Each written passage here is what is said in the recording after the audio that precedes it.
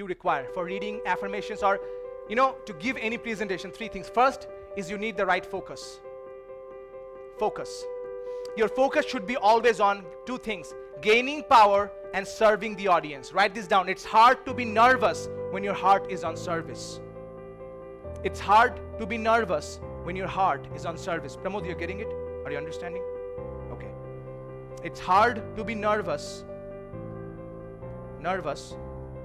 when your heart is on service. It's hard to be nervous when your heart is on service. Shalini, are you getting it? Good. Are you getting it, Prashant? Good.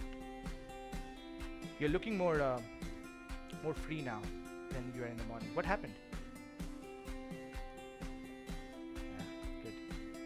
Focus. So whenever you are reading affirmation or before a speech, think, what's my focus? My focus is not to impress you. Though as a byproduct of serving the audience, I become impressive, but that's not my primary focus ever. I always want to focus on the audience.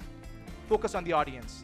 Think from their perspective, not you. Your job is not to come here and impress them. Your job is to serve the audience. Commitment to serve the audience. Those who want to join the Bishal Sarkar's course, please don't even think of 1 second and enroll yourself. Reach out to the Bishal team, and if you are lucky, get selected, your life will be transformed and you will rock the stage like me.